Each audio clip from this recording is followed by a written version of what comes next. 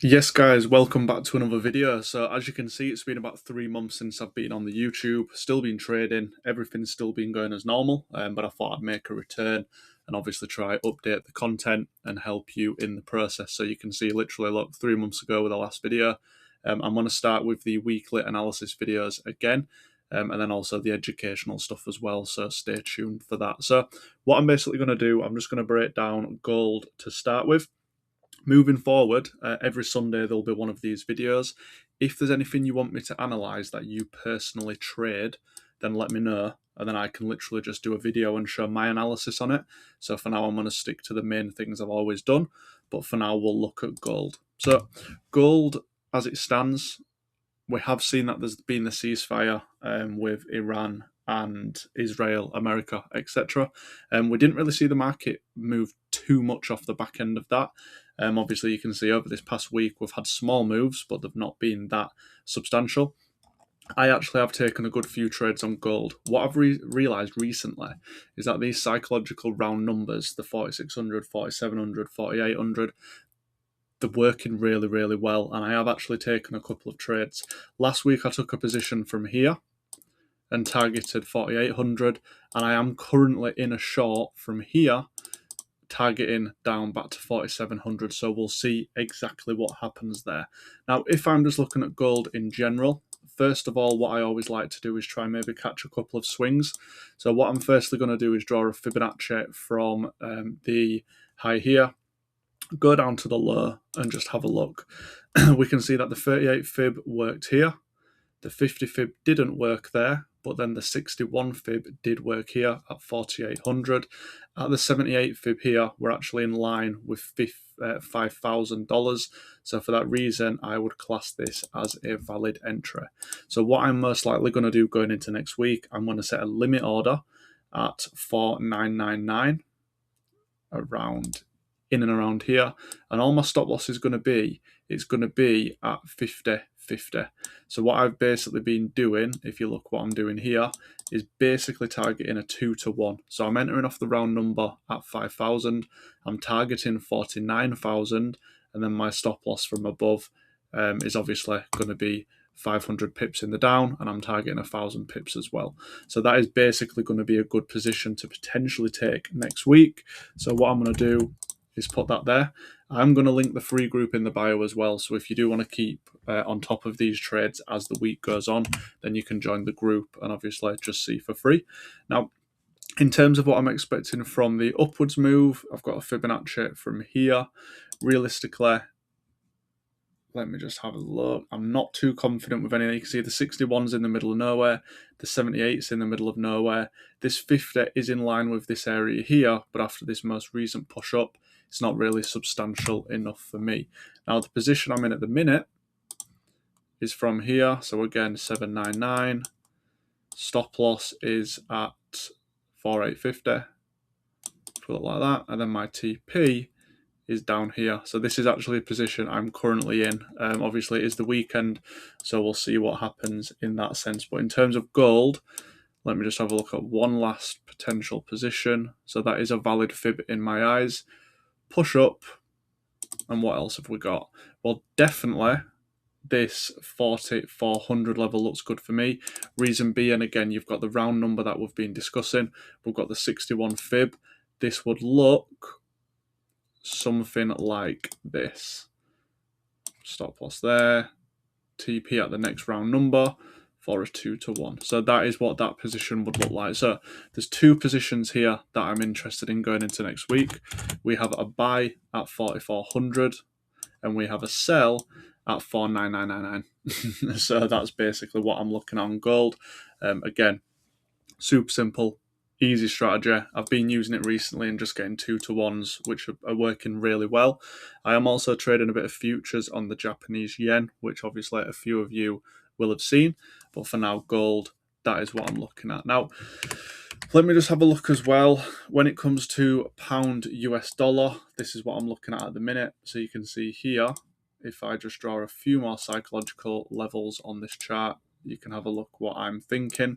So basically every 50 pips on FX pairs, 133, 133.50, 134, so on and so forth. And what we'll do, we'll quickly just assess what the markets look like. So you can see here we had a bounce, little bit of a bounce there, wick, again fake out there, and another reaction there.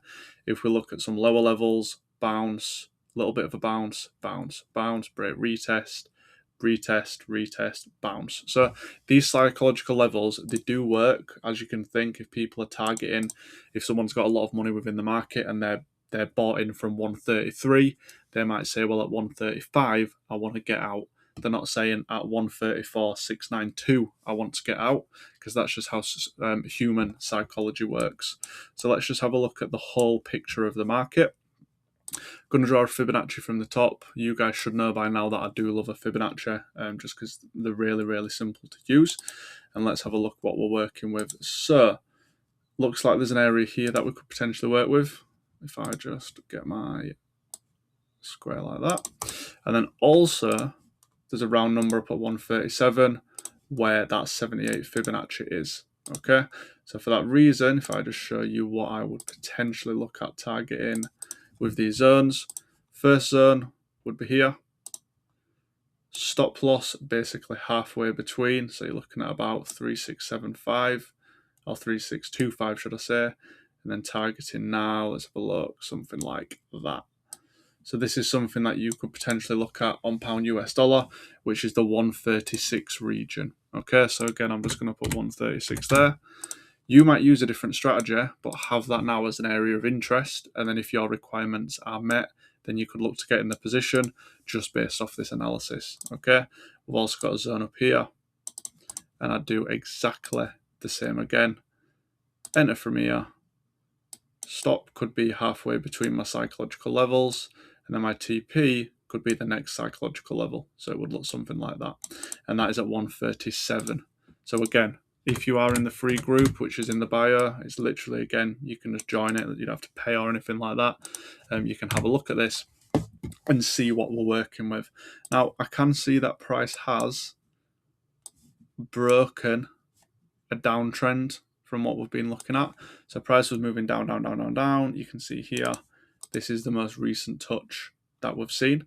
Now, if I draw a Fibonacci from the low, assuming price doesn't break the high, then these areas will be valid. I look like I've got this area here. I've got this area here. And I've also got this area here. So there's three potential areas that I could look to trade just based off what I'm seeing here. First position could look something like this. Again, 25 pip stop, 50 pip TP. Could look something like that. Next position down at 133. I like to usually enter actually off the round number. Just makes things a little bit easier and the risk to reward adds up. Could look something like that. Let me just move that along. In fact, I'll get rid of these zones just so you can see properly. And then same with that lower level. Bounce there. Stop loss halfway between your levels. TP the next level. And you can see there you have three potential buy areas just based on this analysis. So if we're looking at GU, 3 buy areas, 2 sell areas, all of them targeting a 1 to 2. And that is the analysis that I would use. So you've got the key levels with the psychological round numbers, accompanied with a Fibonacci, which again works a lot of the time. And then there you have confluences to take a position. So 137 sell, 136 sell, 133.50 buy, 133 buy, 132.50 buy. Obviously, if there's high impact news and stuff like that, then just be a bit careful. I usually will cancel my limit orders when it comes to that. But hopefully, obviously, you can take something from that.